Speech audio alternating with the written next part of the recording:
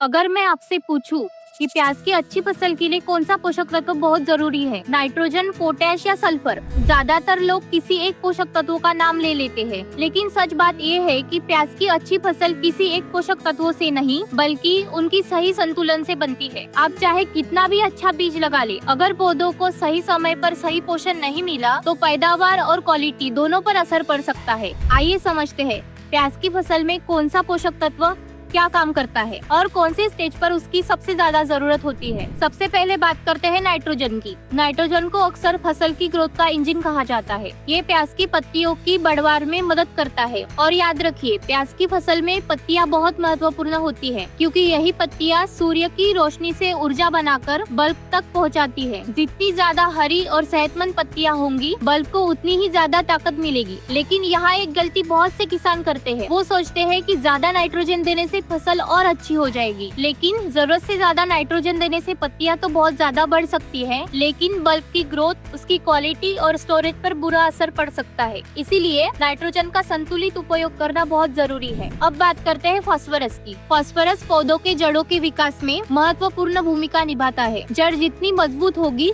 उतने ही आसानी से पौधे जमीन से पोषक तत्व और पानी ले पाएगा। यही वजह है कि फास्फोरस की जरूरत फसल की शुरुआती अवस्था में सबसे ज्यादा होती है। अगर शुरुआत में जड़ों का विकास अच्छा हो गया तो आगे चलकर पौधा मजबूत रहता है और तनाव को भी अच्छी तरीके से झेल सकता है। इसलिए फास्फोरस को नजरअंदाज करना सबसे बड़ी गलती हो सकती है। अब समझते हैं बल्ब बनने के समय पोटैश का महत्व। जब प्याज में बल्ब बनना शुरू होता है तब पोटैश की भूमिका सबसे महत्वपूर्ण हो जाती है। पोटैश बल्ब की क्वालिटी को बेहतर बनाने में मदद करता है। ये बल्ब को मजबूत बनाता है और फसल की ओवरऑल क्वालिटी को सपोर्ट करता है। अक्सर देखा गया है कि बल्ब डेवलपमेंट के समय पोटैश का सही प्रबंधन करने से साइज और क्वालिटी दोनों में सुधार देखने को मिलता है। इसलिए बल्ब फॉर्मेशन स्टेज पर पोटैश पर खास ध्यान देना चाहिए। सल्फर को बिल्कुल भी मत भूलिए। जब भी प्याज की खेती की बात होती है, सल्फर का नाम जरूरी आता है और इसके पीछे वजह है। सल्फर प्याज की क्वालिटी में अपनी महत्वपूर्ण भूमिका निभाता है। ये फसल की समग्र विकास को सपोर्ट करता है और क्वालिटी पैरामीटर्स को बेहतर बनाने में मदद करता है। लेकिन प्याज जैसी फसल में सल्फर को हल्के में लेना नहीं चाहिए। अब बात करते हैं माइक्रोन्यूट्रिएंट की। माइक्रोन्यूट्रिएंट को मत भूलिए। अब तक हमने नाइट्रोजन, फास्फोरस, पोटैश और सल्फर की बात की, लेकिन कहानी यहाँ तक खत्म नहीं होती। प्याज की फसल को कुछ माइक्रोन्यूट्रिएंट की भी जरूरत होती है, जैसे जिंक, बोरॉन। इनकी जरूरत कम मात्रा में होती है